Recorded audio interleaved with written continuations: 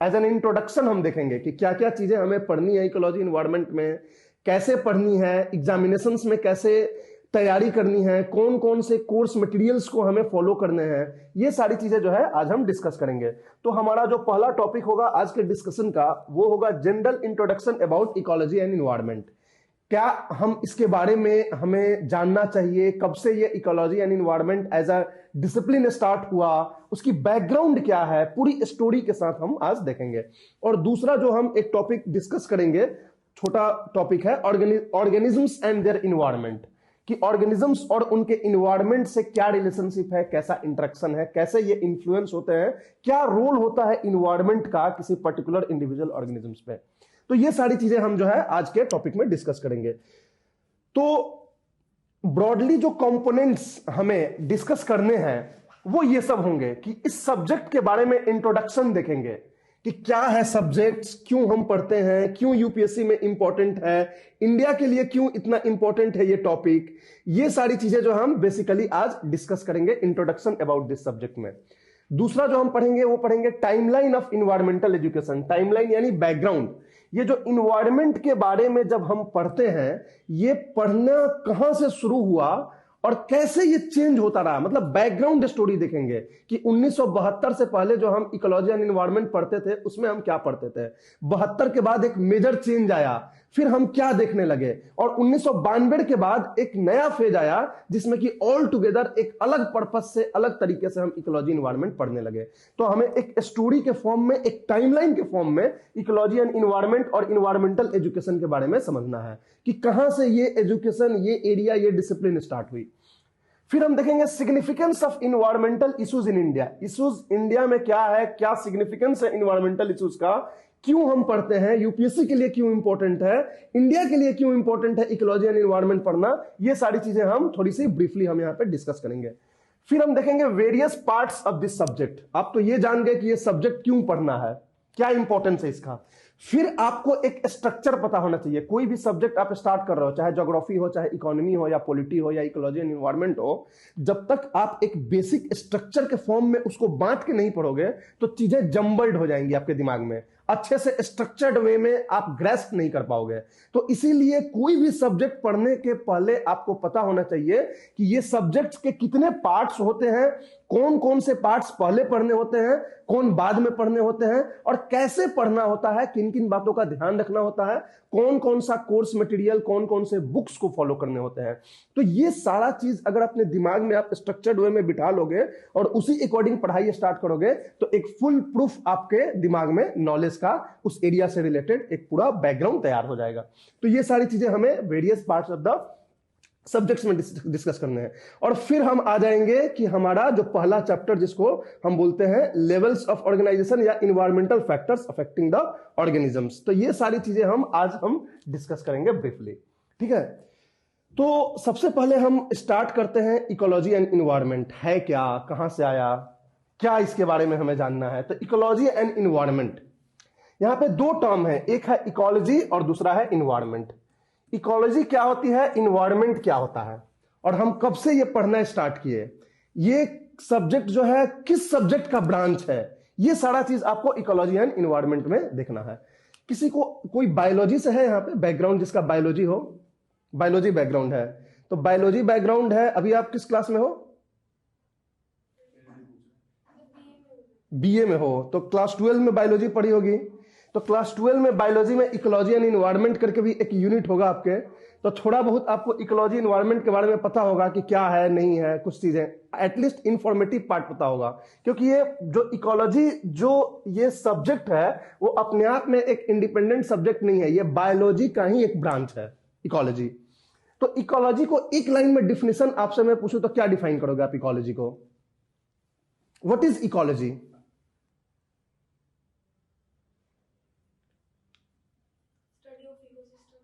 Okay, then the question will be what is ecosystem. आप कोई भी ऐसा टर्म यूज करोगे ना तो उस टर्म पे फिर क्वेश्चन स्टार्ट हो जाएगा। अगर इकोसिस्टम के स्टडी को इकोलॉजी बोलोगे तो फिर पूछने वाला पूछेगा फिर इकोसिस्टम क्या है, समझ रहे हो। अब ये मत बोलना कि इकोलॉजी के अंदर इकोसिस्टम आता है फिर ठीक है, हाँ बोलो। इकोसिस्टम तो वही होगा ना, इंटरेक्शन एनिमल्स का। एग्जैक्टली तो देखो इकोलॉजी में ही आप वही बात बोलोगे जो इकोसिस्टम टर्म का यूज कर रहे हो ना, तो डिफिनेशन में इस टर्म का यूज मत करो। इकोलॉजी में लॉजी लगी हुई है, ठीक। लॉजी का मतलब होता है स्टडी। इको जो वर्ड है वो एक ओइको करके जर्मन वर्ड से बना हुआ है। ओइको, ओइको का मतलब होता है होम, हाउस। तो इकोलॉजी जो होती है वो एक ब्रांच होती है बायोलॉजी की, जो किस बारे में स्टडी करती है, तो किसी ऑर्गेनिजम्स और उसके इन्वायरमेंट के बीच के इंटरेक्शन के बारे में वो स्टडी करती है। जैसे मैं एक इंडिविजुअल ऑर्गेनिज्म हूं, हमारे पास ये लाइट है, हमारे सामने आप बैठे हो, ये कुर्सी टेबल है, हमारे चारों तरफ हवा है, ये पेड़ है, ये सारी चीजें जो हमारे आसपास हैं और हमें कहीं ना कहीं इंफ्लुएंस करते हैं, ये सब चीजें हमारे इन्वायरमेंट कहलाएंगे। तो इकोलॉजी को आपको पढ़ने से पहले आपको पता होना चाहिए कि what is environment. Environment word होता क्या है?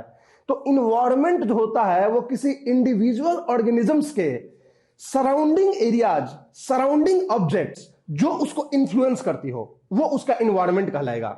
जैसे आप बैठे हो, मेरा काम है आपको पढ़ाना, तो मैं यहां पे चिल्ला रहा हूं, मेरी एनर्जी खपत हो रही है, तो आपकी वजह से मेरा एनर्जी लेवल डाउन हो रहा है, तो I am being influenced because of you.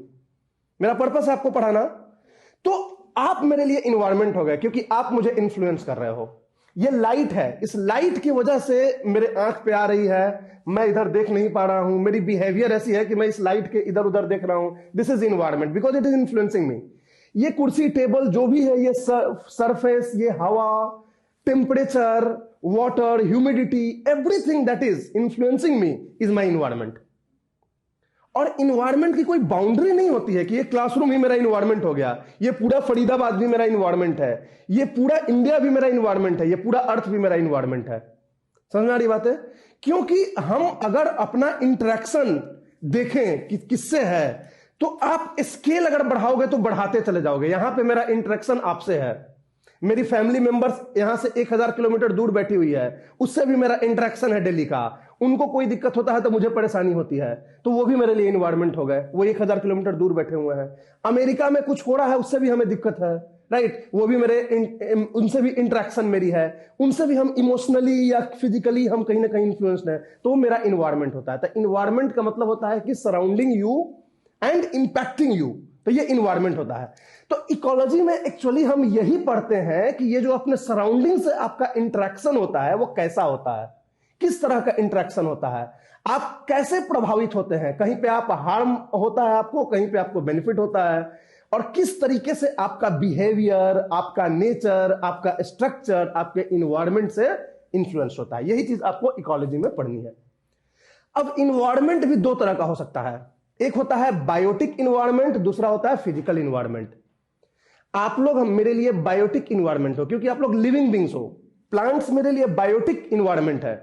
तो आपके सराउंडिंग में कोई भी बायोलॉजिकल ऑर्गेनिजम्स जो आपको इन्फ्लुएंस करते होंगे वो आपके बायोटिक इन्वायरमेंट के पार्ट हो जाएंगे, और कोई भी physical, non biological, non living object जो आपको इन्फ्लुएंस करते हैं वो आपके फिजिकल इन्वायरमेंट हो जाएंगे। जैसे हवा हमारे लिए फिजिकल इन्वायरमेंट हो गया, वाटर हमारे लिए फिजिकल इन्वायरमेंट हो गया।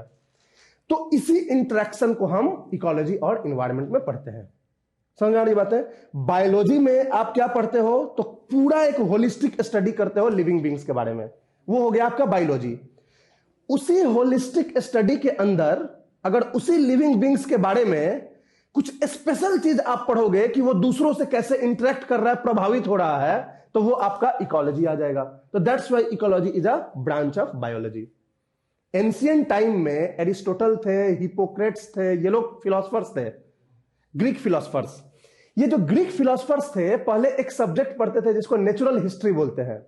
तो ये जो नेचुरल हिस्ट्री जो था या नेचुरल साइंस जो था, यही नेचुरल साइंस धीरे धीरे धीरे धीरे प्रोग्रेस कर करके इकोलॉजी बन गई है। तो इकोलॉजी ऐसा नहीं है कि हम आज के टाइम से पढ़ रहे हैं, हम एंशिएंट टाइम से पढ़ते हैं, नाम अलग था, स्ट्रक्चर अलग था, लेकिन ये जो एरिया है, ये जो डिसिप्लिन है, ये जो सब्जेक्ट है, वो एंशिएंट टाइम से पढ़ती जा रही है। आज के टाइम में इसको हम इकोलॉजी एंड इन्वायरमेंट का नाम देते हैं। इकोलॉजी वर्ड को पहली बार 1869 में अर्नस्ट हैकेल करके एक जर्मन बायोलॉजिस्ट ने, जर्मन साइंटिस्ट ने इसका नाम दिया था। क्या नाम था? अर्नस्ट हैकेल, ERNST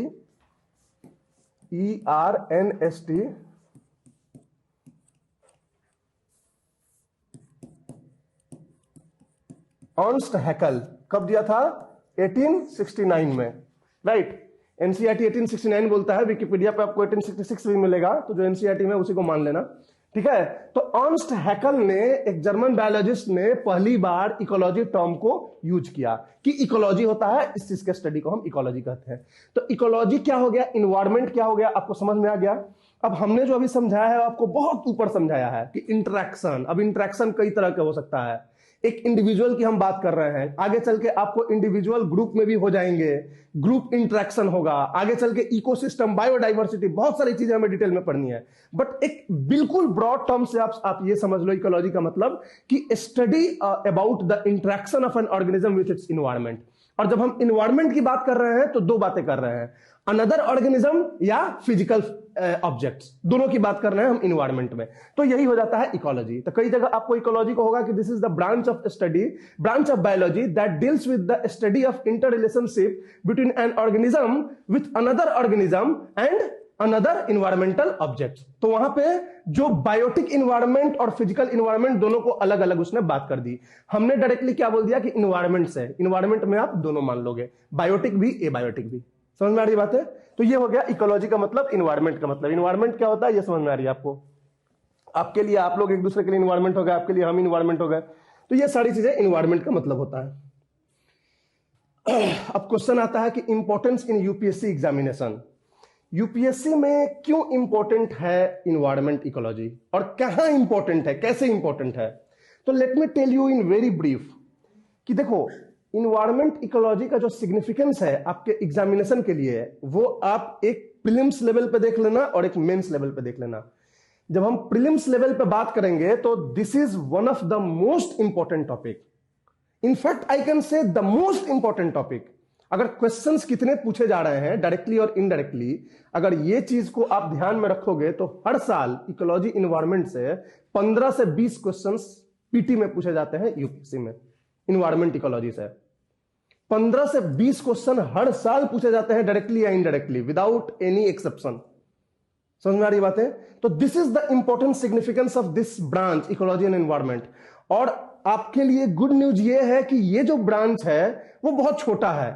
आपको हिस्ट्री के लिए कम से कम 30-35 लेक्चर, 40 लेक्चर आप पढ़ोगे, 80 घंटे पढ़ोगे तब जाके आपका हिस्ट्री कवर होगा। ज्योग्राफी के लिए 75 से 80 घंटे पढ़ोगे तब जाके ज्योग्राफी कवर होगा। लेकिन ये जो है 30 घंटे में आप कवर कर सकते हो अगर अच्छे से पढ़ रहे हो तो, मतलब क्लासरूम में बात कर रहा हूं मैं। तो इसका सबसे अच्छा, सबसे बेनिफिट ये है कि छोटा है, मगर ये इसका जो वेटेज है प्रीलिम्स में वो बहुत ज्यादा है। समझ में आ रही बात है? लेकिन दिक्कत क्या है ना कि इसके एक साथ मटेरियल आपको नहीं मिलेंगे। जैसे ज्योग्राफी के मिल जाएगी, हिस्ट्री की मिल जाएगी, इकोनॉमी की मिल जाएगी कि ये 2 बुक पढ़ लो। इसमें क्या है कि ये बड़ा ही डाइवर्स है। डाइवर्स है यानी कि एक इसका इंफॉर्मेटिव पार्ट होता है जो बायोलॉजी से रिलेटेड है कि इकोसिस्टम क्या होता है, बायोडाइवर्सिटी क्या होता है, क्लाइमेट चेंज क्या होता है, पोल्यूशन क्या होता है, ये एक अलग पार्ट होता है। इसके अलावा इसके जो है इंटरनेशनल लेवल पे कौन से कन्वेंशंस हुए, बॉडीज हुए, कौन कौन से एक्ट्स हैं, इंडिया में कौन कौन से एक्ट्स पास किए गए हैं, तो political and Jio political part भी है इसका। उसके बाद ये करंट इश्यूज इसमें बहुत ज्यादा है, करंट अफेयर्स बहुत ज्यादा है। तो आप जो है एक किसी पर्टिकुलर सोर्स से चाहेंगे कि हमने कवर कर ले इकोलॉजी इन्वायरमेंट को, तो ये पॉसिबल नहीं, आप नहीं कर सकते हैं। तो इसलिए आपके लिए बहुत अच्छी चीज है कि जो क्लास में डिफरेंट सोर्सेस से इकट्ठा करके मैं एक साथ बता रहा हूं, तो उस बात को हमेशा आप ध्यान रखना। इस चीजों को आप क्लास को जरूर पढ़ना, क्योंकि आप जो मेहनत अलग अलग सोर्स से करेंगे वो मेहनत करके, वो जुटा के निकाल के करंट अफेयर से मैं आपको एक साथ दे रहा हूं इस 30 घंटे में। कनेक्ट करके, कनेक्शन सबसे इंपॉर्टेंट होता है। सबसे ज्यादा जो मिसिंग लोगों को होती है ना, वो कनेक्शन नहीं होती है, क्योंकि दुनिया भर के एक्ट्स एंड कन्वेंशंस हैं, दुनिया भर के प्रोटोकॉल है, मॉन्ट्रियल प्रोटोकॉल है, क्योटो प्रोटोकॉल है, कन्वेंशन ऑन बायोडाइवर्सिटी है। अगर आप एक दूसरे से कनेक्शन आपको नहीं पता होगा ना कि किसके थ्रू कौन आया, किसके बाद कौन आया, तो आप जम्बल्ड हो जाएंगे। कंफ्यूजन हमेशा रहेगा कि भाई ये स्टॉकहोम कॉन्फ्रेंस तो एक अलग है, स्टॉकहोम कन्वेंशन अलग है, दोनों में क्या अंतर है, राइट? तो हमेशा इस चीज पे ध्यान रखना कि क्या यहां पे पढ़ाया जा रहा है, कोई भी दिक्कत होगा, कोई भी प्रॉब्लम होगा, तुरंत आप पूछ के आप क्लियर कर देना कि हाँ इसमें ये इशू है, तो ये कैसे होगा। उसके बाद एक बार आप स्ट्रक्चर्ड वे में पढ़ लिए, उसके बाद आपका काम होगा केवल करंट इश्यूज को कवर करना। क्योंकि मैं आज पढ़ा के चला जाऊंगा, आप 2 साल बाद एग्जाम दोगे, 1.5 साल बाद एग्जाम दोगे, हो सकता है इस 1.5 साल में कुछ नया डेवलपमेंट हो जाए, नई डेवलपमेंट हो जाए, बट उसमें केवल आपको कनेक्ट करना है जो आप पढ़े हैं, कि ये अगर कोई नया इशू आया तो हम जो जानते हैं उससे कनेक्ट करके और उसको इंटीग्रेट कर ले। केवल आपको इतना करंट इश्यूज को आपको ट्रैक करने की जरूरत होगी, क्योंकि इंफॉर्मेटिव इंफॉर्मेशन आपके पास होगा, सारे स्ट्रक्चर आपके पास होंगे, केवल आपको कवर करना है, ट्रैक करना है करंट इश्यूज को। तो चलो हम बात करते हैं कि क्या इसका इंपॉर्टेंस है यूपीएससी एग्जामिनेशन में। तो प्रीलिम्स में मैंने बता दिया कि 15 से 20 क्वेश्चन हर साल पूछे जाते हैं इकोलॉजी एनवायरनमेंट से, डायरेक्टली और इनडायरेक्टली। मेंस में जो है आपको पेपर 3 में बेसिकली दिया हुआ है इकोलॉजी एंड एनवायरनमेंट, मगर पेपर 1 में जो ज्योग्राफी है, ज्योग्राफी को अगर आप ब्रॉडली देखोगे तो ecology and environment part is covered under geography. हम लोग जब ऑप्शनल पढ़ाते हैं तो इन्वायरमेंटल ज्योग्राफी करके एक चैप्टर होती है जिसमें पूरा इकोलॉजी एंड एनवायरनमेंट पढ़ाना पड़ता है। तो इकोलॉजी एंड एनवायरनमेंट जो है ज्योग्राफी का भी एक इंटीग्रल पार्ट है। तो ऐसा नहीं है कि केवल पेपर 3 में ही आपको एनवायरनमेंट से पूछेगा, पेपर 1 में भी एनवायरनमेंट से क्वेश्चन पूछे जाते हैं। और आपको 2013 से अभी तक में उठा लो, कई साल ऐसा हुआ है कि पेपर 1 में इकोलॉजी एनवायरनमेंट से रिलेटेड क्वेश्चन पूछे गए हैं। तो वो जो है इकोलॉजी एनवायरनमेंट, क्योंकि ज्योग्राफी और इकोलॉजी एनवायरनमेंट में बहुत ज्यादा बाउंड्री लाइन नहीं है कि बिल्कुल ये ज्योग्राफी का हो गया, ये एनवायरनमेंट का हो गया, ये बिल्कुल एक दूसरे से ओवरलैप है। जैसे वाटर क्राइसिस हो गया, वाटर क्राइसिस से पेपर 1 में क्वेश्चन पूछा गया था कि हिमालयन ग्लेशियर्स के मेल्टिंग की वजह से क्या इंपैक्ट होगा वाटर रिसोर्स पे। तो ये क्वेश्चंस अगर देखोगे तो water crisis is a burning topic under ecology and environment, whereas water itself, जो Himalayan glaciers and all itself are part of geography. तो वो ज्योग्राफी का भी पार्ट हो गया, एनवायरनमेंट का भी पार्ट हो गया। तो हमेशा उसको कनेक्ट करके हमेशा आप समझना। इसलिए मैं डायरेक्टली और इनडायरेक्टली बोल रहा हूं कि डायरेक्टली और इनडायरेक्टली 15-20 क्वेश्चन पूछे जाते हैं प्रीलिम्स में और 4-5 क्वेश्चन पूछे जाते हैं आपको मेंस में। तो ये अपने आप में एक बहुत बड़ा बेनिफिट हो गया। 4 क्वेश्चन भी अगर आपको पूछा जा रहा है पेपर 1 और 3 मिला के किसी एक एरिया से, जो आप 30-40 घंटे के क्लास में पढ़ सकते हो, तो यूपीएससी के लिए इससे बड़ा कॉस्ट बेनिफिट और कुछ नहीं हो सकता है। समझ आ रही बात है? पूरा मोटे मोटे आप हिस्ट्री पढ़ोगे, वर्ल्ड हिस्ट्री का इतना मोटा बुक, और एक क्वेश्चन पूछेगा या नहीं पूछेगा, किसी साल नहीं पूछता है, तो उसके कंपैरिजन में आप देखोगे तो आपको समझ में आ जाएगा कि कॉस्ट बेनिफिट एनालिसिस कितना है इसका। तो this is about the UPSC examinations में इकोलॉजी एनवायरनमेंट का क्या इंपॉर्टेंस है। अब क्वेश्चन आपके दिमाग में आना चाहिए, क्यों? हिस्ट्री भी है, ज्योग्राफी भी है, इकोनॉमी भी है, पॉलिटी भी है, एथिक्स भी है, इतना सारा सब्जेक्ट है, तो इकोलॉजी एनवायरनमेंट इतना क्यों इंपॉर्टेंट? यूपीएससी इतना तवज्जो क्यों दे रही है इकोलॉजी एनवायरनमेंट को? क्यों इतना ज्यादा इकोलॉजी एनवायरनमेंट प्रीलिम्स में पूछा जा रहा है, या मेंस में भी इकोलॉजी एनवायरनमेंट से इतने इश्यूज क्यों पूछे जा रहे हैं? क्या आपको लगता है, व्हाट डू यू थिंक, कि क्यों यूपीएससी इतना इकोलॉजी एनवायरनमेंट से प्रीलिम्स में क्वेश्चन पूछती है? ये बताओ।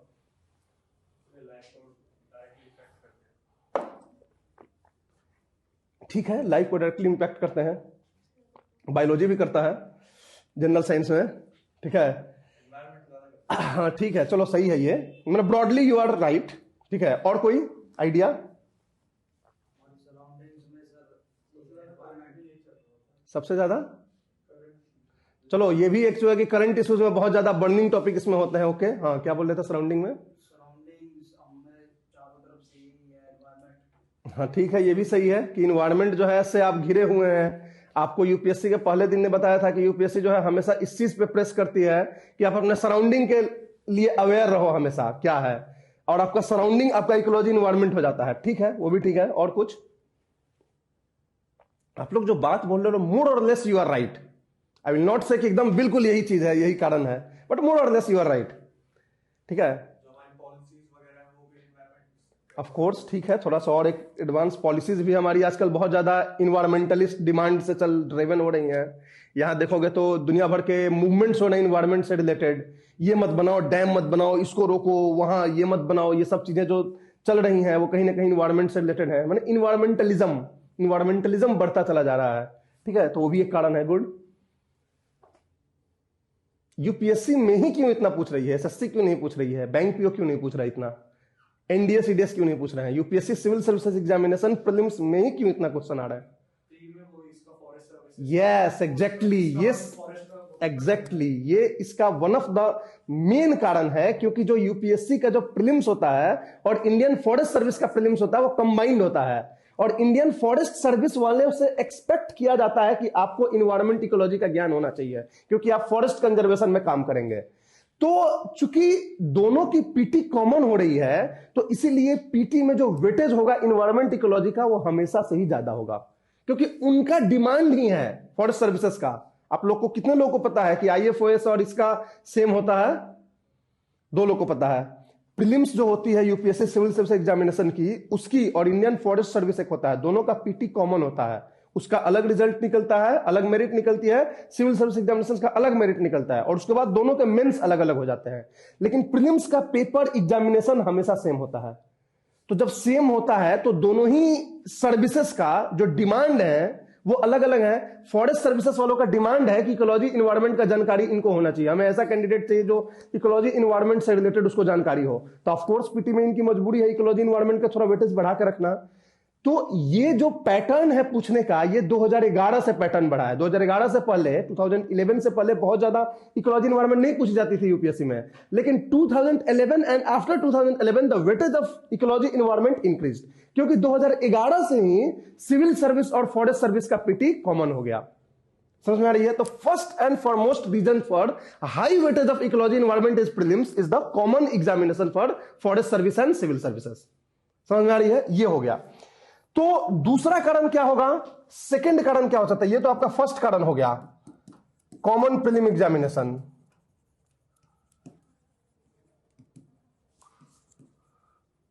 Exam for civil services and IFOS, right. दूसरा जो कारण है वो आप बोल सकते हो, जो आप लोग बोल रहे हो उसको कंबाइंड रूप में, कि इंडिया के लिए ही इन्वायरमेंट इकोलॉजी एक बड़ा ही इंपॉर्टेंट इश्यूज है। हमारे कंट्री का आप geographical location, socio economic condition और पॉलिटिकल कंडीशन, अगर इन तीनों चीजों को आप देखोगे तो आपको पता चलेगा कि इकोलॉजी इन्वायरमेंट क्यों इंपॉर्टेंट है हमारे लिए। समझ में आ रही बात है? हम इंडियन सिविल सर्विसेज एग्जामिनेशन की बात कर रहे हैं, तो आप सिविल सर्वेंट बनने जा रहे हैं, तो आपको पता होना चाहिए कि भारत में क्या मेजर प्रॉब्लम्स हैं, क्या वल्नरेबिलिटीज हैं, किस तरह की आपको मैनेजमेंट करने की जरूरत है। तो इसमें इकोलॉजी इन्वायरमेंट का जो सिग्निफिकेंस है वो आपका बढ़ जाएगा। क्यों? तो आपको अगर मैं बात करूं कि क्यों इंडिया के लिए इंपॉर्टेंट है आपको, तो सबसे पहला आप इसको 3 भागों में बांटोगे।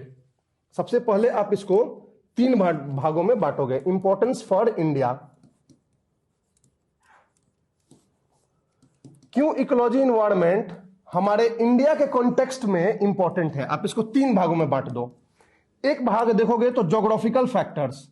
हमारे जो ज्योग्राफिकल फैक्टर्स हैं वो ऐसे हैं कि इकोलॉजी इन्वायरमेंट के बारे में हमें जानकारी होना ही चाहिए।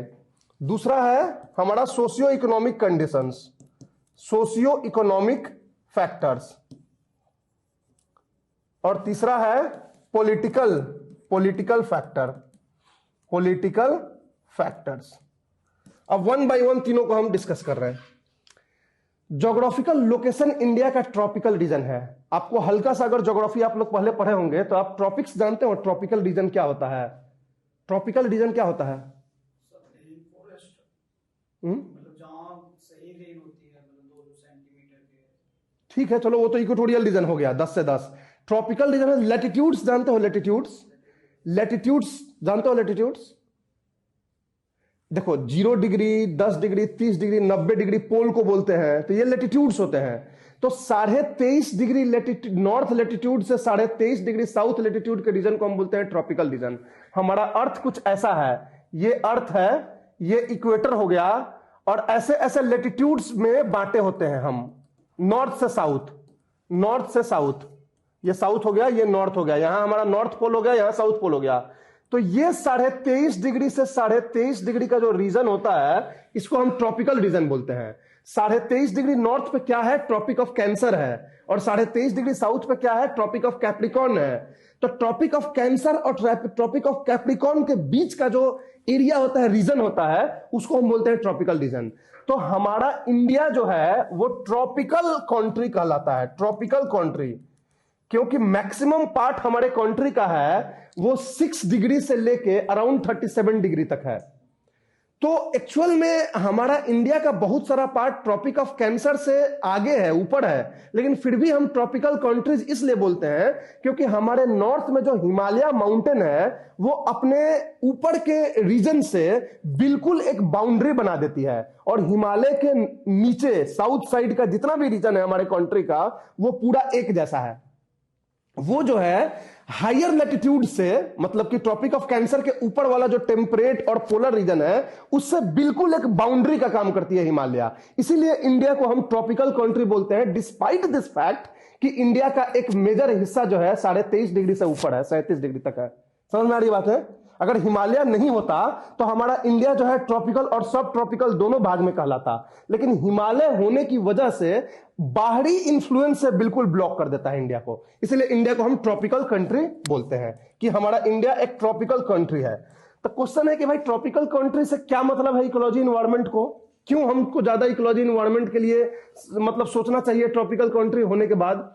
उसका कारण है कि जो ट्रॉपिकल रीजन्स होता है उसको हम बोलते हैं heat surplus region. Heat surplus region मतलब कि सोलर एनर्जी जो अर्थ पे आती है वो ट्रॉपिकल रीजन्स में ज्यादा आती है, टेम्परेट रीजन्स में कम आती है, पोलर रीजन्स में सबसे कम आती है। यही कारण है कि ये जो है हॉट रीजन्स होते हैं, यहां गर्मी ओवरऑल ज्यादा होती है, टेम्परेट रीजन्स ठंडी होती है। आप पोलर रीजन्स में चले जाओ तो समर के टाइम में भी लोग जैकेट पहने होते हैं। हमारे समय क्या होती है, गर्म, ज्यादा गर्म एरिया में हम रहते हैं। तो जहां टेम्परेचर, मीन एनुअल टेम्परेचर ज्यादा है वहां ज्यादा प्रॉब्लम है इन्वायरमेंट के चेंज होने से। अगर ग्लोबल वार्मिंग एक मेजर प्रॉब्लम है, ग्लोबल टेम्परेचर बढ़ रहा है, तो इसको ग्लोबल वार्मिंग का नाम सुने हो आप लोग? वैश्विक क्या बोलते हैं, ताप। तो ग्लोबल वार्मिंग जो हो रहा है, तो ग्लोबल वार्मिंग से अगर आप देखोगे कि किस रीजन में प्रॉब्लम ज्यादा है तो ट्रॉपिकल रीजन में प्रॉब्लम ज्यादा होगा, क्योंकि ग्लोबल वार्मिंग से जो annual average temperature of the globe है वो राइज कर रहा है। तो जहां ऑलरेडी गर्म है उसको तुम और राइज करोगे, वहां की टेम्परेचर बढ़ाओगे तो वो ज्यादा प्रॉब्लम में होगा। हमारा एग्रीकल्चर, हमारा इंडस्ट्रीज, हमारा लिविंग स्ट्रक्चर सब कुछ कोलैप्स हो जाएगा अगर टेम्परेचर बढ़ाएंगे तो। टेम्परेट रीजन्स को उतना दिक्कत नहीं है, वो तो ऑलरेडी वो 10 डिग्री सेल्सियस टेम्परेचर पर आ रहे हैं, उनको 12 कर दोगे तो उनके लिए और फायदा है। चलो भाई, जो क्रॉप्स हमारे यहाँ नहीं उगते थे ठंडी की वजह से, वो भी अब उगेंगे। तो ग्लोबल वार्मिंग के लिए हमेशा देखना ट्रॉपिकल कंट्रीज चिल्लाता है, इंडिया चिल्लाता है, चाइना चिल्लाता है, मलेशिया सब हल्ला करते हैं, रोको रोको ग्लोबल वार्मिंग रोको। और डोनाल्ड ट्रंप क्या बोलते हैं, ग्लोबल वार्मिंग तो है ही नहीं, ग्लोबल वार्मिंग कोई प्रॉब्लम ही नहीं है। वाई? बिकॉज कि उनके लिए प्रॉब्लम नहीं है, क्योंकि वो ऑलरेडी कोल्डर रीजन में रह रहे हैं। यूरोपियन कंट्रीज थोड़े बहुत सपोर्ट करते हैं ग्लोबल वार्मिंग को रोकने के इनिशिएटिव को, वो इसलिए करते हैं क्योंकि वो जो है उतने सेल्फिश नहीं है जिस तरह से अमेरिका है। लेकिन हमेशा देखोगे तो अमेरिका जैसे कंट्रीज हमेशा जो है क्योटो प्रोटोकॉल या पेरिस क्लाइमेट डील सबको अपोज करते हैं। वो बोलते हैं हम पैसा नहीं देंगे, हम टेक्नोलॉजी नहीं देंगे, हमको कोई मतलब नहीं है, ग्लोबल वार्मिंग नहीं हो रहा है, ये डेवलपिंग कंट्रीज पैसा कमाने के लिए ये सब ड्रामा फैलाए हुए हैं। बट एक्चुअल में हम जानते हैं कि ग्लोबल वार्मिंग हो रहा है। ग्लोबल वार्मिंग की वजह से ट्रॉपिकल साइक्लोन्स बढ़ते चले जा रहे हैं, उसकी वजह से हमें परेशानी हो रही है। ग्लोबल वार्मिंग की वजह से जो है एग्रीकल्चर खराब हो रहा है ट्रॉपिकल रीजन्स में, उससे हमें प्रॉब्लम हो रही है। तो ग्लोबल वार्मिंग की वजह से जो सबसे ज्यादा प्रॉब्लम जिसे हो रही है वो ट्रॉपिकल कंट्रीज हैं, और यही कारण है कि इंडिया ट्रॉपिकल कंट्रीज है और ग्लोबल वार्मिंग या इन्वायरमेंटल इशू ज्यादा इंडिया के लिए सिग्निफिकेंट है in comparison to other countries. तो इसलिए हम अपने ब्यूरोक्रेट्स जब तैयार करेंगे तो उनको पढ़ाएंगे कि भाई इकोलॉजी इन्वायरमेंट के बारे में तुम जानो कि ग्लोबल वार्मिंग को कैसे ठीक करना है, क्या करना है, किस तरह से इंटरनेशनल प्लेटफॉर्म पे अपनी बात करना है। हमारे फॉरेन सर्विस के जो डेलीगेट्स जाएंगे उन्हें पता होना चाहिए ग्लोबल वार्मिंग के बारे में, उनको स्ट्रांगली इंटरनेशनल प्लेटफॉर्म पे वो रख सके ग्लोबल वार्मिंग की बात को, हमारे कंसर्न की बात को। इसलिए ट्रॉपिकल कंट्रीज होने के नाते इंडिया में इकोलॉजी एंड एनवायरनमेंट के स्टडी का इंपॉर्टेंस ज्यादा है। समझ में आ रही बात है? ट्रॉपिकल कंट्रीज हो गई। दूसरा, वल्नरेबिलिटी टू डिजास्टर। हम लोग डिजास्टर मैनेजमेंट की क्लास करेंगे तो उसमें हम बताएंगे कि इंडिया जो है डिजास्टर प्रोन कंट्री मानते हैं। डिजास्टर प्रोन मतलब कि इंडिया में ट्रॉपिकल साइक्लोन्स बहुत ज्यादा आते हैं, इंडिया में फ्लड्स बहुत ज्यादा आते हैं, ड्राउट्स बहुत ज्यादा आते हैं। अब धीरे धीरे आजकल फॉरेस्ट फायर भी बढ़ गया है, वो भी ग्लोबल वार्मिंग की वजह से बढ़ रहा है। तो इंडिया ऑलरेडी एक डिजास्टर प्रोन कंट्री है, मतलब कि वो ज्यादा अफेक्टेड है नेचुरल डिजास्टर से। और ऐसे में अगर इकोलॉजिकल डिग्रेडेशन, इन्वायरमेंटल डिग्रेडेशन होगा तो ये डिजास्टर्स की फ्रीक्वेंसी और इंटेंसिटी बढ़ती चली जाएगी। तो हमको खुद को डिजास्टर्स से बचाने के लिए इकोलॉजी और इन्वायरमेंट को बचाना जरूरी है। तो ये इकोलॉजी इन्वायरमेंट को आप तब बचाओगे जब आपके पास नॉलेज होगा इकोलॉजी इन्वायरमेंट के बारे में, कि इकोलॉजी इन्वायरमेंट को कैसे हम बचा सकते हैं, कैसे हम इसको ठीक कर सकते हैं। तो यही कारण है कि चूंकि इंडिया एक डिजास्टर प्रोन कंट्री है, तो इंडिया के लिए ecology environment, in fact environmental study की बात करें, एक टर्म यूज कर लेते हैं इन्वायरमेंटल स्टडी, वो सारा कुछ इकोलॉजी इन्वायरमेंट इसके अंदर आ जाएगा। तो इन्वायरमेंटल स्टडी जो है मोर इंपॉर्टेंट है इंडिया के लिए because of being a disaster prone country. समझ में आ रही है? हमारी इतने लंबे कोस्ट लाइन है, 7500 किलोमीटर का हमारा कोस्ट लाइन है, कहीं से ट्रॉपिकल साइक्लोन आएगा तो हमें जो है बर्बाद करके जाएगा। तो ये सब हमारा, अगर आप ज्योग्राफिकल लोकेशन देखोगे, ज्योग्राफिकल स्ट्रक्चर देखोगे, तो आपको यही दिखेगा कि हमारे लिए इकोलॉजी और इन्वायरमेंट का स्टडी करना और इसको कंजर्व करना बहुत जरूरी है। इसलिए यूपीएससी के एग्जामिनेशन में इकोलॉजी इन्वायरमेंट का वेटेज अच्छा है, ज्यादा है। समझ में आ रही बात है? तो ये हो गए आपके ज्योग्राफिकल फैक्टर्स। ट्रॉपिकल कंट्रीज हो गया, डिजास्टर प्रोन कंट्री हो गया, ये सारे चीजें आपको ज्योग्राफिकल फैक्टर्स में आ जाएंगे। अब हम बात करते हैं सोशियो इकोनॉमिक कंडीशंस के। हमारे जो सोशियो इकोनॉमिक कंडीशंस हैं वो क्यों प्रमोट कर रहे हैं कि हमें इकोलॉजी इन्वायरमेंट के बारे में सोचना चाहिए, इन्वायरमेंटल स्टडी करना चाहिए ताकि हम कंजर्व कर सके इकोलॉजी इन्वायरमेंट को। सबसे पहला कारण है कि हम पुअर हैं, हम लोग गरीब हैं, पुअर हैं। और जब आफत आती है तो सबसे पहले किसको दिक्कत होती है? जो गरीब है। अमीर तो कुछ भी करके अपने आप को बचा लेगा, लेकिन पिसता कौन है? गरीब है। तो अगर कोई ग्लोबल लेवल पे प्रॉब्लम होती है तो who are going to suffer the most? Those who are poor. India is a poor. हमारे पास 1.4 बिलियन की पॉपुलेशन है। हमारी इकोनॉमी के हिसाब से पर कैपिटा देखोगे तो हम बिल्कुल नीचे में आते हैं। ऐसे कंट्रीज में हमारे यहां जहां 20% लोग बिलो पॉवर्टी लाइन है, जहां पे हमारे यहां 194 मिलियन पीपल जो है हंगर से अभी जूझ रहे हैं। तो ये सारे कंडीशंस को आप देखोगे तो ये लगेगा कि इकोलॉजी एंड इन्वायरमेंट का कंजर्वेशन बहुत जरूरी है खुद को बचाने के लिए, क्योंकि कल को आएगा तो डेवलप्ड कंट्रीज अपने पैसा, अपने टेक्नोलॉजी से बच जाएंगे। कौन पिसेगा? तो जो डेवलपिंग एंड पुअर कंट्रीज हैं। तो इसलिए हमारे लिए जरूरी है, और यही कारण है कि इंडिया जो है बढ़ चढ़ के हिस्सा लेता है हर जगह। क्योटो प्रोटोकॉल में बढ़ चढ़ के हिस्सा लिया, यूएनसीसीडी में बढ़ चढ़ के हिस्सा लिया, ये सब बातें आगे करेंगे हम लोग। पेरिस क्लाइमेट डील में इंडिया ने बढ़ चढ़ के हिस्सा लिया, इंटरनेशनल सोलर अलायंस बनाएंगे, ये करेंगे वो करेंगे। क्यों कर रहा है इंडिया इतना ज्यादा? क्योंकि पता है उसको कि भाई हम गरीब हैं, हम ही को जो है दिक्कत होगा। और दूसरी बात है कि जितने भी इन्वायरमेंट से रिलेटेड कन्वेंशंस, प्रोटोकॉल्स होते हैं, उसका एक नियम होता है, कॉमन बट डिफरेंशियल रिस्पॉन्सिबिलिटी।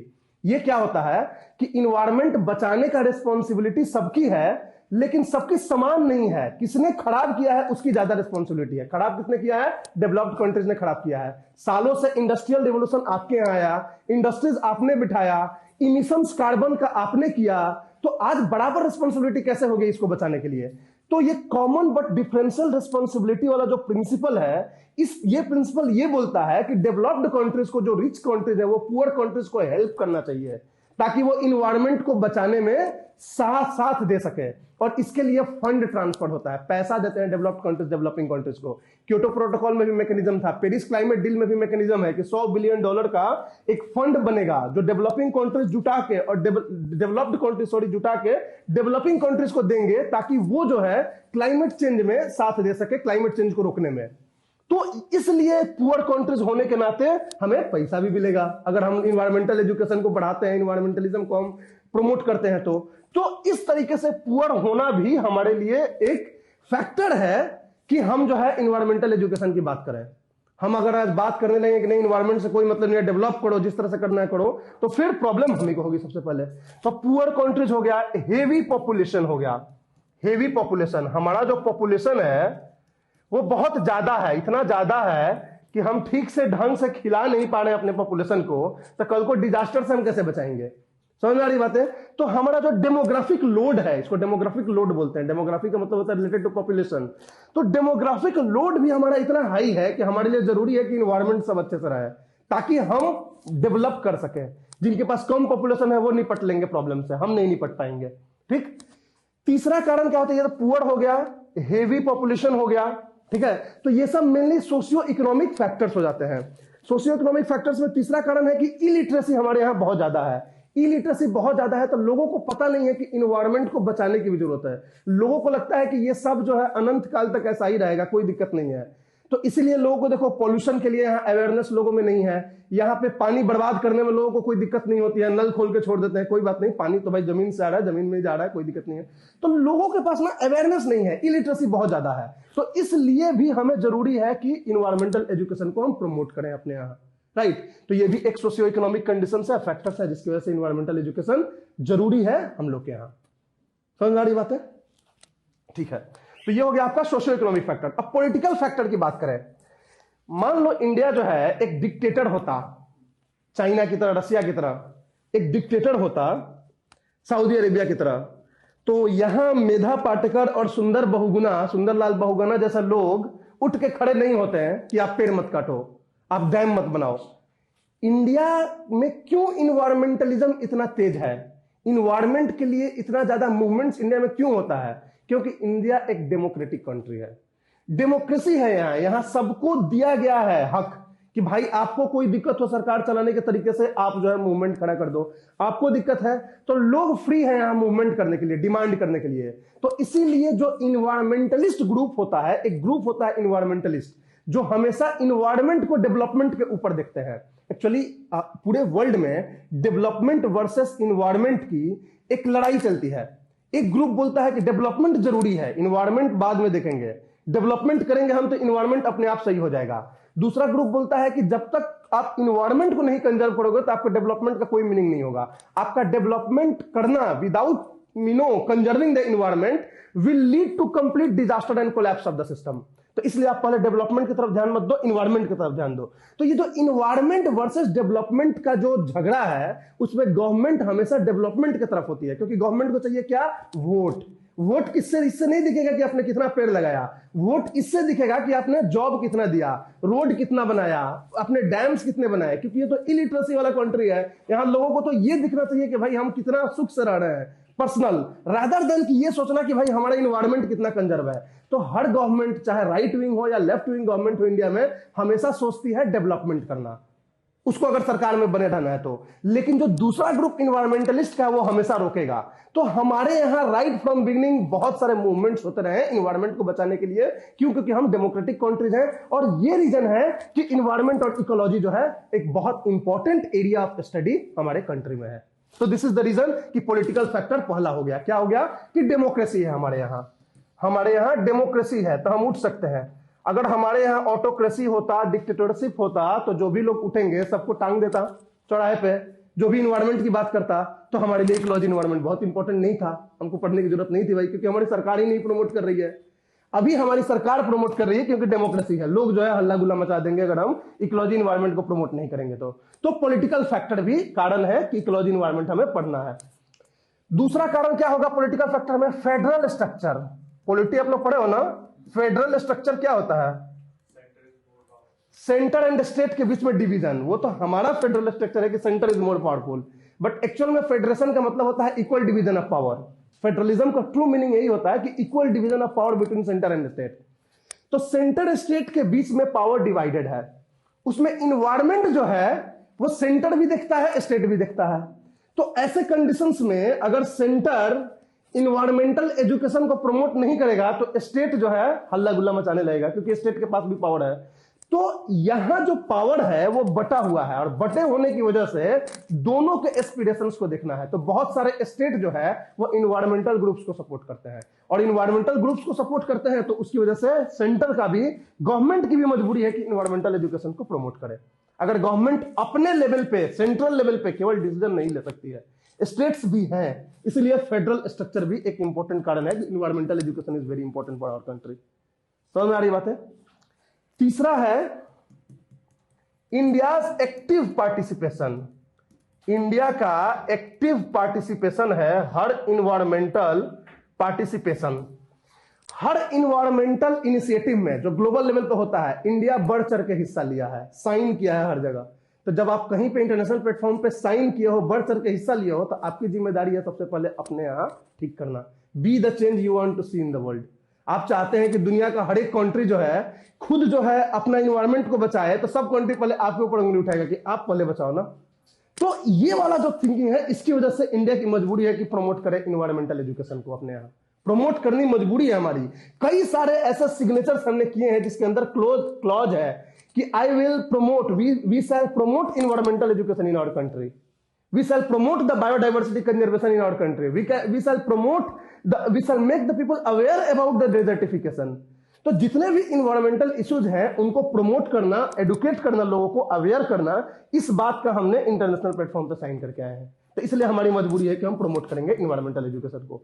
और इन सारे बैकग्राउंड्स के बेसिस पे दिस इज वेरी इंपॉर्टेंट कि इंडिया जो है इन्वायरमेंटल एजुकेशन को प्रमोट करे और इंडिया का जो टॉप क्लास के जो सर्विसेज हैं उसमें इसकी हम महत्ता दें।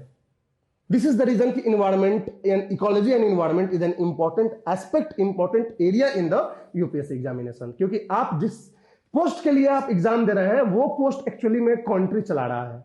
कहीं ना कहीं bureaucracy is the real actual mechanism, मतलब बनाने वाला जो एक्चुअल जो स्ट्रक्चर स्ट्रेटेजिस्ट है वो आपके ब्यूरोक्रेट्स हैं।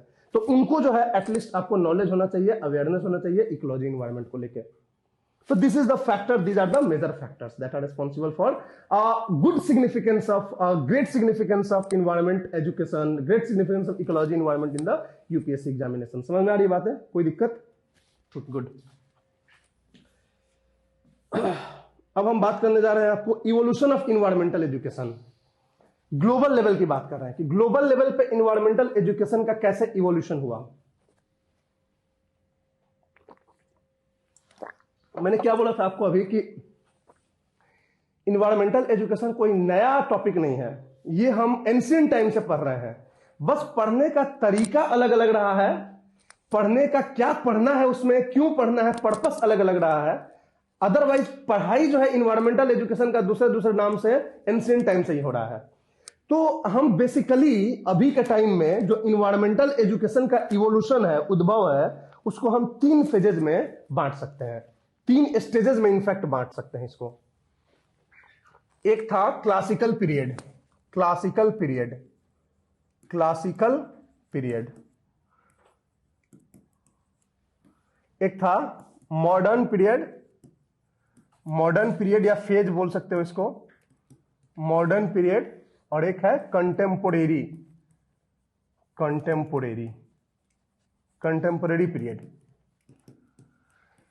क्लासिकल जो पीरियड था वो, सॉरी, क्लासिकल पीरियड जो था वो टिल 1972, टिल 1972 का जो पीरियड होता है, टिल मतलब कि उसके पीछे से एंशिएंट से लेके 1972 तक के पीरियड को हम क्लासिकल पीरियड बोलते हैं। मॉडर्न पीरियड जो है वो 1972 से 1992 के पीरियड को बोलते हैं, और कंटेम्पोरेरी बोलते हैं 1992 के बाद अभी तक जो चल रहा है। अब क्वेश्चन होगा कि ये 1972-92 ऐसा क्या हुआ था कि इसी में हम के बेसिस पे बांटते हैं, ऐसा क्या चेंज हुआ था 1972 में, ऐसा क्या चेंज हुआ? 1972 के पहले हम कैसा स्टडी करते थे इन्वायरमेंट का, 1972 के से 1992 के बीच में क्या चेंज हो गया, 1972 में ऐसा क्या हुआ, 1992 में ऐसा क्या हुआ, और 1992 के बाद जो है क्या चेंज हुआ। ठीक है, तो ये सब चीजें हमें देखनी है। 1972 के पहले जो हम पढ़ते थे, जो पीरियड था, उसको हम बोलते हैं इंफॉर्मेटिव पीरियड, इंफॉर्मेटिव पीरियड। मतलब कि हमारा जो पर्पस था 1972 तक इन्वायरमेंटल एजुकेशन का, वो केवल इंफॉर्मेशन के लिए था, केवल हमको ये जानना चाहिए कि इकोलॉजी इन्वायरमेंट क्या है। मतलब कि 1972 के पहले जो हम इकोलॉजी इन्वायरमेंट को पढ़ते हैं, उसके पीछे का जो पर्पस था वो जनरल अवेयरनेस था कि कोई भी चीज हमारे सराउंडिंग है उसके बारे में हमको पता होना चाहिए। उससे आगे हम कुछ नहीं सोचते थे कि क्यों पता होना चाहिए, इसका क्या इंपॉर्टेंस है। मतलब उस टाइम में कोई कंजर्वेशन या कोई टेंशन नहीं था कि इन्वायरमेंट जो है खराब हो रहा है, बर्बाद हो रहा है, ऐसा कुछ भी हमारे दिमाग में नहीं था। हमारे दिमाग में सिर्फ ये था कि अच्छा ठीक है, जैसे हम इकोनॉमी पढ़ रहे हैं, पॉलिटी पढ़ रहे हैं, चलो ये इन्वायरमेंट भी हम पढ़ लिए। अच्छा ये पेड़ है तो कैसा है भाई, क्या इंटरेक्शन है, हम पढ़ लिए। तो ये केवल information was the purpose, information केवल पर्पस था। 1972 से 1992 का पीरियड को हम बोलते हैं कंसर्न फेज, कंसर्न फेज। मतलब कि इस फेज में अब हम इन्वायरमेंटल एजुकेशन केवल इंफॉर्मेशन के लिए नहीं पढ़ रहे हैं, हमारे मन में एक डर अब आ गया 1972 के बाद हम ये डर गए कि यार ये कभी ना कभी ये इन्वायरमेंट सब खत्म हो जाएगा, धरती खत्म हो जाएगी, हम लोग मर जाएंगे। तो ये जो कंसर्न था ना इन्वायरमेंटल डिग्रेडेशन के लिए, वो कंसर्न स्टार्ट हुआ 1972 में। और इसके बाद जो इन्वायरमेंटल एजुकेशन का जो पर्पस हुआ, वो केवल इंफॉर्मेशन गैदर करने के लिए नहीं रह गया, वो एक कंसर्न की वजह से हम लोग पढ़ने लगे, क्योंकि हमें जो है चिंता होने लगी कि इन्वायरमेंट यार खत्म भी हो सकता है और ऐसा भी हो सकता है कि पूरा अर्थ सिस्टम कोलैप्स हो जाए। ये बात 1972 में हम आके जाने।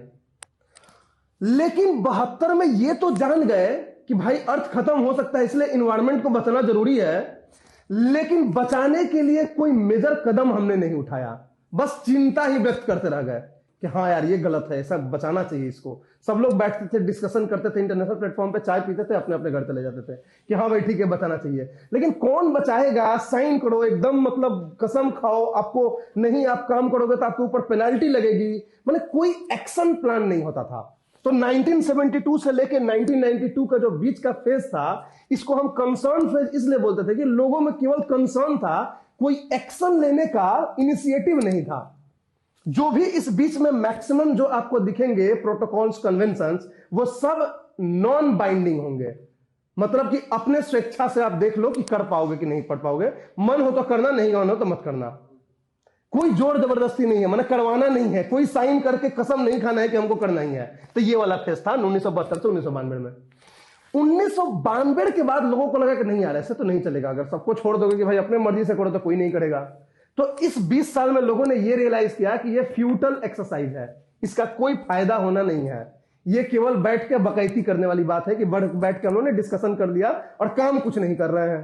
तो 1992 के बाद जो हमारा इन्वायरमेंटल एजुकेशन का जो थर्ड फेज आया, वो एक्शन प्लान वाला फेज आया। एक्शन प्लान, अब हम डिटेल्ड एक्शन लेने के मोड में आ गए कि ऐसे नहीं चलेगा, आप यहां पे सारे कंट्री साइन करो, कसम खाओ कि आप जो है ये काम करोगे बचाने के लिए इन्वायरमेंट को।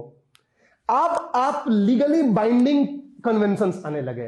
अब कन्वेंशंस ऐसे आने लगे कि जो कंट्री साइन करेगी उस कन्वेंशन पे, उसके लिए ये बाइंडिंग हो जाएगी कि अपने कंट्री में जाके उसको स्टेप लेगी वो कंजर्व करने के लिए इन्वायरमेंट को। जैसे कन्वेंशन ऑन बायोडाइवर्सिटी, सीबीडी जो है इसमें आ गया। UNFCCC, United nation framework convention on climate change, ये सब नाम से मत गढ़ाओ, ये सारे नाम को हम डिटेल में डिस्कस करेंगे, जस्ट एज ए हम बता रहे हैं इंट्रोडक्शन के लिए। तो बहुत सारे एक्शन प्लान्स, बहुत सारे इनिशिएटिव्स लिए गए और उसमें एक क्लॉज हम जोड़ने लगे कि लीगली बाइंडिंग होगा। अगर आप नहीं पूरा करोगे तो आप जो है पेनलाइज्ड होगे, पेनलाइज किया जाएगा, आपको पेनाल्टी दिया जाएगा। कई जगह पर टारगेट्स फिक्स होने लगे, प्रोटोकॉल्स जो आने लगे, क्योटो प्रोटोकॉल, ये सब टारगेट फिक्स करने लगे। मॉन्ट्रियल प्रोटोकॉल, जैसे मॉन्ट्रियल प्रोटोकॉल 1992 से पहले आया था, मगर हम उसको 92 के फेज में, क्योंकि 5 साल पहले से ये समझ में आने लगी लोगों को कि भाई जरूरी ये है कि हमें मतलब बाइंडिंग बनाओ इसको, तो प्रोटोकॉल्स बहुत सारे आने लगे। तो अब यहां से एक्चुअल जो है हमने जो काम स्टार्ट किया करना इन्वायरमेंट को बचाने के लिए। तो यहां तक हमारा पर्पस था केवल इंफॉर्मेशन जानना कि भाई इन्वायरमेंट क्या है, जान लो, ये जो था। इसलिए हम ये पढ़ते थे क्योंकि अब हम डरने लगे, चिंता सताने लगी हमें। अब यहां से इन्वायरमेंटल एजुकेशन इसलिए जरूरी हो गया क्योंकि अब इसको बचाना जरूरी है। अब आपको, आप कंट्रीज जो है साइन करके आने लगे कि I will promote environmental education in my country. समझ में आ रही बातें? तो हेड ऑफ द स्टेट्स जो है अब वो साइन करके आने लगे कि हमें जो है अपने यहां प्रमोट करना है इन्वायरमेंट को कंजर्व करने के लिए इन्वायरमेंटल एजुकेशन को। तो दिस इज द 3 फेजेज। अब क्वेश्चन है कि 1972 में ऐसा क्या हुआ कि ये फेज चेंज हो गया, 1992 में ऐसा क्या हुआ कि फेज चेंज हो गया। 1972 में क्लब ऑफ रोम करके एक ऑर्गेनाइजेशन था, क्लब ऑफ रोम, ठीक है। ये एक ग्रुप था दुनिया भर के साइंटिस्ट्स का। दुनिया भर के साइंटिस्ट जो है एक ग्रुप बनाए जिसको हम क्लब ऑफ रोम बोलते हैं, और उनको टास्क मिला कि आप एक सेमिनल पेपर बनाओ इन्वायरमेंट के ऊपर, कि इन्वायरमेंट जो है किस रेट से हम लोग एक्सप्लॉइट कर रहे हैं इन्वायरमेंट को और उसका क्या इंपैक्ट होगा। आप इस पे जो है मिलजुल के आप एक डॉक्यूमेंट तैयार करो। ये उनको जिम्मेदारी दी गई। तो लोगों ने जिम्मेदारी ली और उसके बाद एक सेमिनल पेपर तैयार किया गया जिसका नाम दिया गया limits to growth. Limits to growth, क्या नाम था? Limits to growth. Limits to Growth was a seminal paper prepared on the platform of Club of Rome. ये लिमिट्स टू ग्रोथ ने ये बताया दुनिया को, ये जो पेपर था, ये जो डॉक्यूमेंट है, दुनिया को ये बताया कि हमारा जो rate of exploitation of natural resource है और जो रेट ऑफ रिप्लेनिशमेंट है, रिप्लेनिशमेंट समझ रहे हो, कोई भी चीज को आप बहुत ज्यादा यूटिलाइज कर रहे हो तो वो रिप्लेनिश भी होनी चाहिए, अदरवाइज वो खत्म हो जाएगा। तो ये लिमिट्स टू ग्रोथ ने ये बताया कि जो रेट ऑफ एक्सप्लॉयटेशन है is far greater than rate of replenishment, और इसकी वजह से आए कुछ सालों में दुनिया खत्म हो जाएगी। इन्होंने पहली बार ये बात बताई कि the world is going to come to an end, दुनिया जो है खत्म हो जाएगी आज से 100 साल बाद, क्योंकि आज से 100 साल के बाद हमारे पास ना सांस लेने के लिए शुद्ध हवा होगी, न पीने के लिए शुद्ध पानी होगा, न अपने काम करने के लिए कोई भी नेचुरल रिसोर्स होंगे। हम जंगलों को काट रहे हैं, उस तरह से जंगलों को काटने से धीरे धीरे क्या हो रहा है, हमारे वेजिटेशन लेवल खत्म हो रहा है। ऑक्सीजन कहां से आता है? पेड़ों से आता है। तो इन्होंने बोला कि earth system will collapse after 100 years. Limits to growth में, लिमिट्स टू ग्रोथ ने डिफरेंट कंडीशंस को लेके उसने पूरा एक डिटेल्ड स्टडी बनाई कि चलो भाई, अगर प्रेजेंट कंडीशन, प्रेजेंट हम रेट से जाएंगे तो 100 साल बाद दुनिया खत्म हो जाएगी। तब लोगों ने पूछा कि अच्छा ठीक है, हम जो है कम कर देंगे एक्सप्लॉइट करना, तब क्या होगा? तब इन्होंने बोला कि तब 200 साल बाद खत्म होगी, लेकिन खत्म होनी पक्की है। तो उन्होंने हर कंडीशन में यही लास्ट में बोला कि हम केवल टाइम बढ़ा सकते हैं, दुनिया को तो खत्म होना ही है जिस तरीके से हम कर रहे हैं, क्योंकि इंसान जो है एक लेवल तक ही सुधर सकता है, उससे ज्यादा नहीं सुधर सकता है। ठीक है, तब लोगों ने बोला कि यार हम टेक्नोलॉजी डेवलप कर लेंगे, बार बार जो है सोलर लाइट को यूज करेंगे, ऐसे यूज करेंगे, वैसे यूज करेंगे। तब बोला कि तब 300 साल बाद खत्म हो जाएगी। तो करते करते इन्होंने जो बेसिक इनका फंडा था वो ये था कि दुनिया खत्म होगी, जो इंसान की फितरत है उसकी वजह से। तो लोगों ने इसको क्रिटिसाइज किया, बहुत क्रिटिसाइज किया ग्लोबल लेवल पे कि ये बकवास कर रहा है, ये फालतू की बातें कर रहा है, पागल जैसी बातें कर रहा है। ठीक है, दुनिया कैसे खत्म हो जाएगी? आज हजारों साल से दुनिया चलती हुई आ रही है। लोगों ने क्रिटिसाइज तो कर दिया, इंटरनेशनल कम्युनिटी ने रिजेक्ट तो कर दिया लिमिट्स टू ग्रोथ को, लेकिन इंटरनेशनल कम्युनिटी को यह समझ में आ गई कि भाई जो बेसिक बात बोल रहा है गलत नहीं बोल रहा है। ठीक है, उसके प्रेडिक्शंस गलत होंगे, 100 साल 200 साल ये सब प्रेडिक्शन गलत होंगे, लेकिन जो फंडामेंटल इसका जो फैक्ट है वो तो सही है ना कि यार लॉजिक सोचो तो सारे पेड़ को हम काट रहे हैं, एक दिन तो आएगा ना कि पेड़ खत्म हो जाएगा अर्थ पे, उस दिन तो लाइफ खतरे में पड़ जाएगी पूरे अर्थ पे। तो इस लिमिट्स टू ग्रोथ ने लोगों की आंखें खोली और लोगों के अंदर चिंता भर दिया, और वही जो चिंता, जो कंसर्न लोगों में डेवलप हो गया वो इस क्लासिक पीरियड से मॉडर्न पीरियड में शिफ्ट कर दिया। और उसके बाद लोगों ने पहली बार 1972 में स्टॉकहोम कॉन्फ्रेंस करके एक इंटरनेशनल समिट बुलाई, राइट। और इस Stockholm conference was the first global conference to combat the environmental degradation. Environmental degradation को कॉम्बैट करने के लिए जो ग्लोबल लेवल पे पहला मेजर कॉन्फ्रेंस हुआ वो स्टॉकहोम कॉन्फ्रेंस 1972 में आया। समझ आ रही बात है? 5 जून को 1972 को ये आया, इसलिए 5 जून को हम क्या मनाते हैं? Environment day, world environment day. तो ये स्टॉकहोम कॉन्फ्रेंस हुआ। तो कंसर्न फेज यहां से हमारा स्टार्ट हुआ। तो 2 है, लिमिट्स टू ग्रोथ और हमारा स्टॉकहोम कॉन्फ्रेंस। यहां से हमारा ये फेज चेंज हो गया। लेकिन 20 साल में लोगों को रियलाइज हो गया कि अभी हम लोग वही केवल बातें कर रहे हैं, काम कुछ कर नहीं रहे हैं। तो 1992 में एक दूसरा मेजर जो है कॉन्फ्रेंस बुलाया गया, जिसको हम बोलते हैं अर्थ समिट या रियो समिट इसको बोलते हैं। रियो समिट या अर्थ समिट बोलते हैं, वो 1992 में बुलाया गया। इस रियो समिट के प्लेटफॉर्म पे पहली बार लोगों ने दृढ़ निश्चय किया कि अब हम एक्शन प्लान में काम करेंगे। मतलब कि अब हम जो है लीगली बाइंडिंग प्रोजेक्ट्स बनाएंगे, एक्शन प्लान क्रिएट करेंगे और सीरियसली हम इस पे काम करेंगे इन्वायरमेंट को बचाने के लिए, रादर देन कि केवल बातें करना। तो 1992 के बाद जो मेजर रियो समिट हुआ, इसके बाद एक नया फेज स्टार्ट हो गया, कंटेम्पोरेरी पीरियड, जिसमें कि एक्शन प्लान पे लोग जोर देने लगे। समझ आ रही बात है? अब रियो समिट में क्या क्या हुआ, रियो डिक्लेरेशन, ठीक है, ये सारी चीजें, एजेंडा 21, ये सब हम डिटेल में बात करेंगे जब हम इन्वायरमेंट की 1 by 1 बात करेंगे। लेकिन ये समझ लो कि ये शिफ्ट हुआ 1992 में, from the modern period to the contemporary period, from the phase of concern to the phase of action plan. अब हम जो है काम करने के लिए निश्चय किए। तो ये हमारा 3 फेज था इन्वायरमेंटल एजुकेशन का। अभी हम इस फेज में चल रहे हैं, और जब हम आपको बात करेंगे सारे कन्वेंशंस प्रोटोकॉल्स का, तो हम ये मॉडर्न कंटेम्पोरेरी फेज में कौन कौन से डेवलप हुए कन्वेंशंस, प्रोटोकॉल्स, ये एक्ट्स, ये सारी चीजें हम डिटेल में डिस्कस करेंगे आगे, राइट। तो ये आपका एक basic evolution of environmental education हो गया। कोई दिक्कत? ओके। अब हम बात कर लेते हैं various dimensions of this subject. इस सब्जेक्ट के क्या क्या डायमेंशंस हैं, यानी कि आपको ये समझ में आ गया कि ये सब्जेक्ट स्टार्ट कैसे हुआ, ये सब्जेक्ट का इंपॉर्टेंस क्या है, कैसे है। मैंने बोला था कि एक इंट्रोडक्शन टाइप का क्लास है जिसमें कि कोई भी चीज पढ़ने से पहले आपका उसके दाएं बाएं सब कुछ पता होना चाहिए कि क्या है। अब जो मोस्ट इंपॉर्टेंट पार्ट है वो various dimensions of this subject है, मतलब इस सब्जेक्ट में हमें क्या क्या पढ़ना है और किस तरीके से पढ़ना है, ये बस हमें देखना है। यहाँ पे 3 डायमेंशंस हैं इस सब्जेक्ट के। 3 डायमेंशंस हैं। एक है इंफॉर्मेटिव डायमेंशन या informative part of ecology and environment. दूसरा है इंस्टीट्यूशनल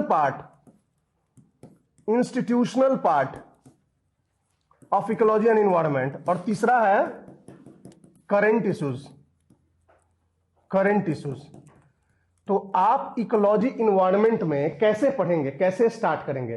तो देखो, इस पूरे इकोलॉजी एंड इन्वायरमेंट के कोर्स का 3 डायमेंशन है, 3 पार्ट है।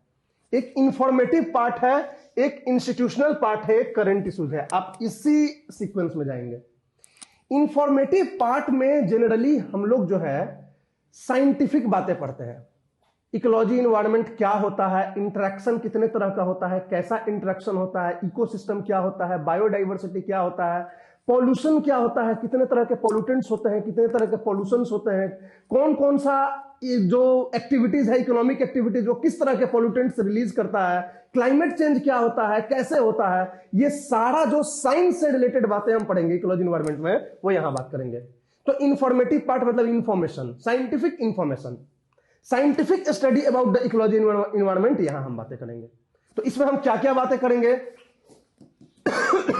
इकोलॉजी क्या है, इन्वायरमेंट क्या है, क्या क्या उसके पार्ट्स है, ये बातें करेंगे। दूसरा बात करेंगे हम इसमें इकोसिस्टम के बारे में कि ये इकोसिस्टम क्या है, structure and function of ecosystem के बारे में बात करेंगे। तीसरा बात करेंगे बायोडाइवर्सिटी के बारे में, ये बायोडाइवर्सिटी क्या होती है, कितने तरह की बायोडाइवर्सिटी होती है, कैसे बायोडाइवर्सिटी खतरे में है, कौन कौन सा खतरा है बायोडाइवर्सिटी को, और क्या क्या स्टेप लेना चाहिए हमको बचाने के लिए बायोडाइवर्सिटी को। तो ये हो गया बायोडाइवर्सिटी के बारे में, जैसे in situ conservation, ex situ conservation, बहुत सारी चीजें जो है बायोडाइवर्सिटी के बारे में हम डिटेल में पढ़ेंगे। उसके बाद बढ़ेंगे नेचुरल रिसोर्स के बारे में कि कौन कौन से मेजर नेचुरल रिसोर्स हैं और उनका कैसे डिग्रेडेशन हो रहा है, मतलब हम क्या ऐसा कर रहे हैं कि ये नेचुरल रिसोर्स जो है डिग्रेड हो रहा है। नेचुरल रिसोर्स में वाटर आता है, सॉइल आता है, एयर होता है, ये सब नेचुरल रिसोर्स है आपके। तो इनका डिग्रेडेशन और कंजर्वेशन, सॉइल का कंजर्वेशन, वाटर का कंजर्वेशन, एयर का मतलब प्यूरिफिकेशन, ये सारी चीजें जो होता है नेचुरल रिसोर्स के अंदर आ जाएगा। तो हम इकोलॉजी पढ़ेंगे, इकोसिस्टम पढ़ेंगे, बायोडाइवर्सिटी के बारे में पढ़ेंगे, नेचुरल रिसोर्स के बारे में पढ़ेंगे। उसके बाद हम पॉल्यूशन के बारे में पढ़ेंगे, और लास्ट में हम क्लाइमेट चेंज के बारे में पढ़ेंगे। क्या पढ़ेंगे? क्लाइमेट चेंज के बारे में पढ़ेंगे। तो ये सारी चीजें जो है हमको इंफॉर्मेटिव पार्ट में पढ़ना है। ये साइंटिफिक स्टडी करेंगे, किताबी भाषा है सब, साइंस में क्या कुछ बोल रहा है ये सब हमें इधर देखने हैं। अब इंस्टीट्यूशनल पार्ट क्या होता है, ये पार्ट हम 1972 से पहले भी पढ़ रहे थे, समझ में आ रही बात है? 1972 से पहले भी हम ये सारी चीजें पढ़ते थे। ये इंस्टीट्यूशनल पार्ट 1972 के बाद स्टार्ट होती है। इसमें मेनली हम लोग पढ़ते हैं कि हमने क्या स्टेप ले रखा है इन्वायरमेंट को बचाने के लिए, इंटरनेशनल लेवल पे क्या स्टेप लिया है, डोमेस्टिक लेवल पे क्या स्टेप लिया है। इंस्टीट्यूशंस का मतलब ही होता है कि कोई लॉज, कोई कन्वेंशन, कोई एक्ट, कोई प्रोटोकॉल, कोई इन्वायरमेंटल बॉडी, कोई इन्वायरमेंटल बोर्ड, जो भी हमने व्यवस्था किया है या जो भी प्रोविजंस बनाए हैं, जो भी लॉज बनाए हैं to combat the degradation of environment, to combat the climate change, ये सारी चीजें इंस्टीट्यूशनल पार्ट में हम पढ़ेंगे। इंस्टीट्यूशनल पार्ट में हम 2 तरीके से इसको बांटेंगे, एक होगा ग्लोबल और एक होगा नेशनल। ये होगा ग्लोबल और ये होगा नेशनल। ग्लोबल लेवल पे देखेंगे और नेशनल लेवल पे भी देखेंगे कि हम अपने कंट्री के लेवल पे क्या कर रहे हैं और ग्लोबल लेवल पे क्या करेंगे। तो ग्लोबल लेवल पे हमारे पास बहुत सारे कॉन्फ्रेंसेस एंड कन्वेंशंस हैं, बहुत सारे कन्वेंशंस हैं। वियना कन्वेंशन है, ठीक है, बायोडाइवर्सिटी के लिए सीबीडी है, convention on biodiversity, United Nations framework convention on climate change है, ठीक है। तो ये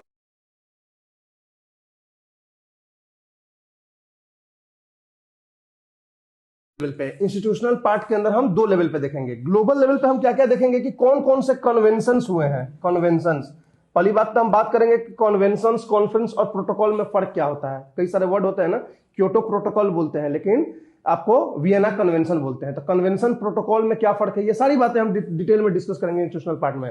बस अभी जान लो कि कन्वेंशंस एंड प्रोटोकॉल्स, ये इंटरनेशनल लेवल पे जो है ये सब हमें देखना होगा ग्लोबल लेवल पे।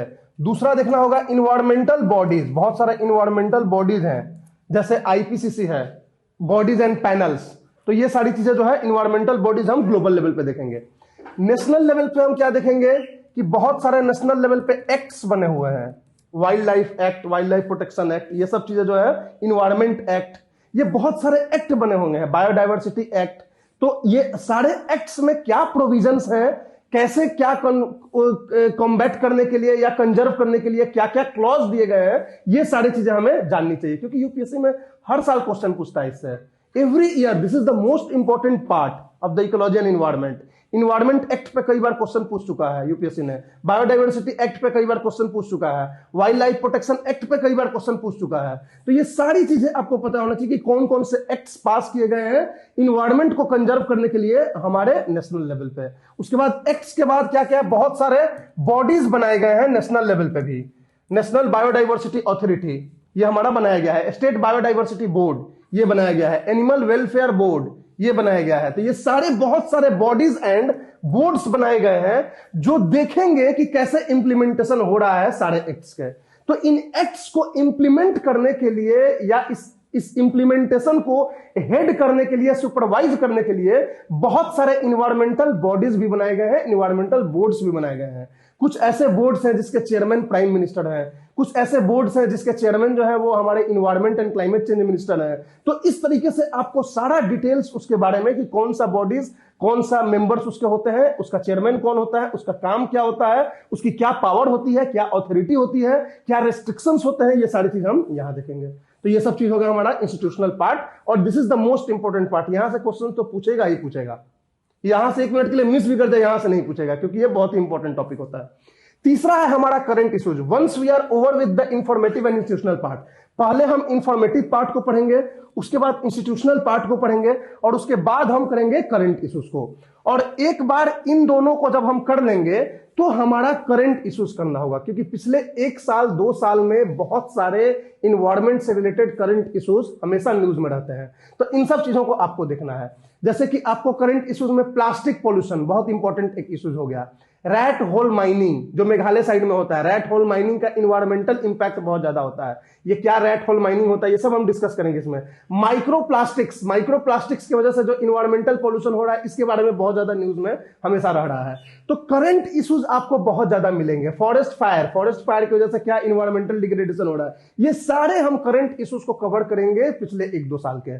और आपको करना क्या होगा इस क्लास को खत्म होने के बाद, कि ये दोनों तो आप जानते होंगे, इसको आपको आगे तक ट्रैक करते रहना पड़ेगा। आपको न्यूज से, न्यूज़पेपर से, न्यूज चैनल से या किसी भी मैगजीन से हमेशा इस बात को ध्यान में रखना है कि ये करंट इश्यूज अभी क्या चल रहा है, क्योंकि ये बहुत इंपॉर्टेंट पार्ट ये भी होता है। ये मेंस के लिए बहुत इंपॉर्टेंट पार्ट होता है, ये प्रीलिम्स के लिए बहुत इंपॉर्टेंट पार्ट है। ये दोनों for the mains point of view यहीं से क्वेश्चन पूछा जाता है। ज्यादा क्वेश्चन इधर से नहीं पूछते हैं मेंस में। मेंस में मैक्सिमम क्वेश्चन देखोगे तो ये वाला पार्ट होगा, ठीक। तो इस वाले पार्ट को मेंस के लिए आपको बहुत ध्यान से समझना है। तो आपका हो गया इंफॉर्मेटिव पार्ट, इंस्टीट्यूशनल पार्ट और करंट इश्यूज। समझ में आ रही बात है, कोई दिक्कत? तो this is all about the various dimensions of this subject. इस सब्जेक्ट्स के पूरे यही डायमेंशंस हैं, इसी के अंदर, इसी फॉर्मेट के अंदर आपको पूरा पढ़ना है।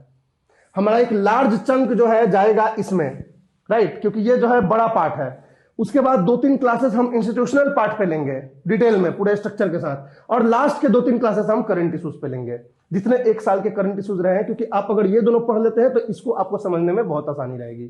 तो सारे करंट इश्यूज को हम देखेंगे। उसके बाद जो अपना करंट अफेयर से आप अपडेट करते रहना खुद को, दैट्स इट। तो this was all about the various dimensions of this subject. समझ आ रही है? तो आज हम लोग यहीं पे रहते हैं, ठीक है। एक ये इंट्रोडक्शन टाइप का हो गया। कल से हम लोग actual chapter wise chapter start करेंगे। चैप्टर 1 पहले हम लोग लेवल्स ऑफ ऑर्गेनाइजेशंस देखेंगे कि इंडिविजुअल लेवल पे क्या होता है, फिर नेक्स्ट लेवल। चलो एक चीज मैं डिस्कस कर दे रहा हूं इंट्रोडक्शन में ही, कि जो हम लोग पढ़ते हैं इंफॉर्मेटिव पार्ट में वो हम लोग कैसे करते हैं। देखो छोटा सा टॉपिक है, लेवल्स ऑफ ऑर्गेनाइजेशन।